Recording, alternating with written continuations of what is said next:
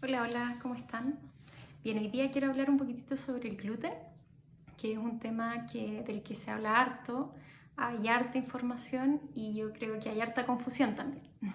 Así que quiero explicar algunos conceptos básicos y de por qué es importante entender qué pasa hoy en día con el gluten.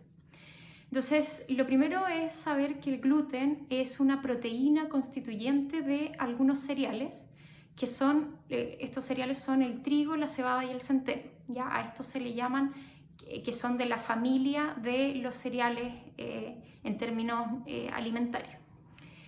Entonces, naturalmente se encuentra esta proteína, el gluten, en estos cereales. Me voy a referir principalmente al trigo, que es el gran problema hoy en día, porque ¿qué es lo que pasa? El trigo que se consume hoy en día no es el mismo trigo que se consumía hace 50 o hace 100 años atrás. ¿Ya?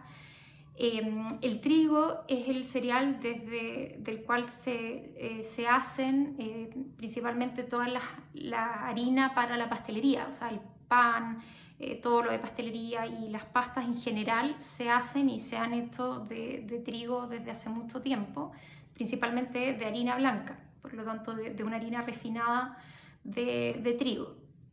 ¿Y qué es lo que pasa hoy en día?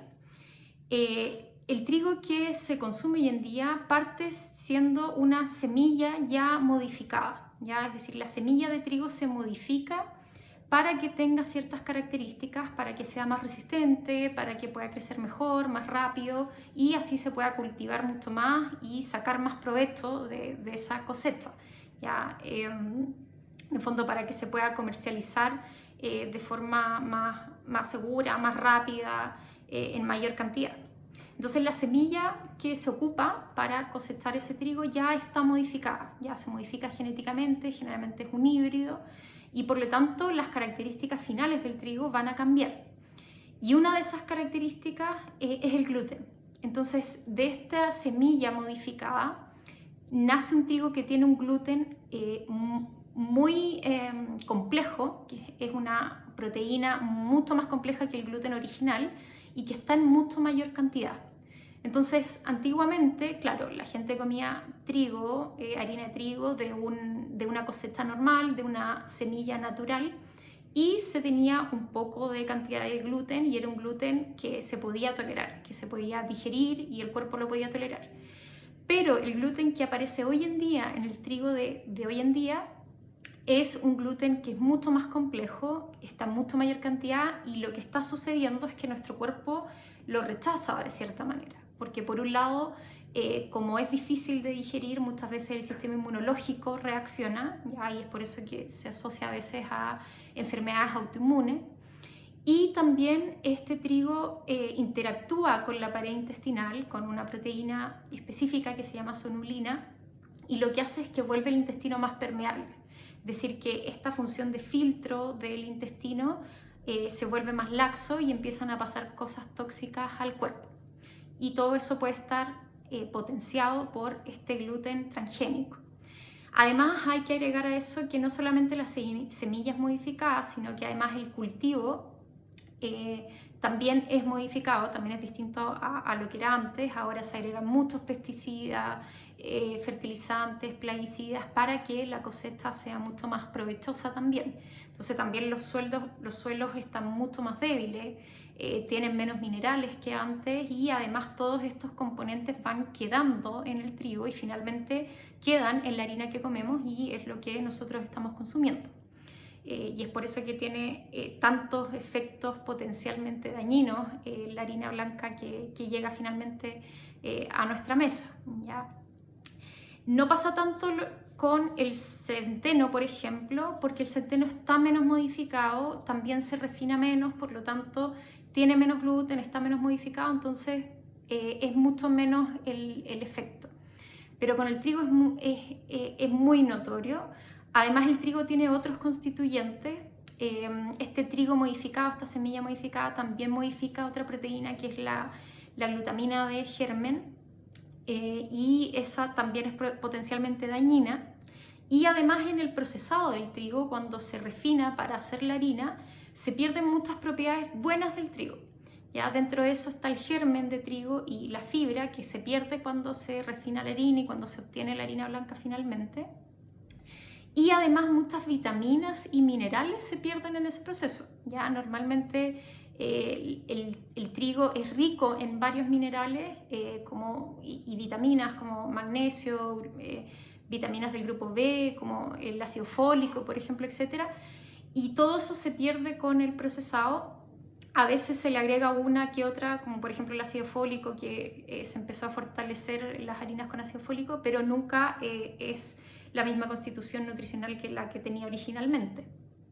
Entonces todo este procesado hace que pierdan muchas propiedades buenas y que con esta constitución transgénica y no orgánica además se agreguen cosas que pueden ser potencialmente dañinas.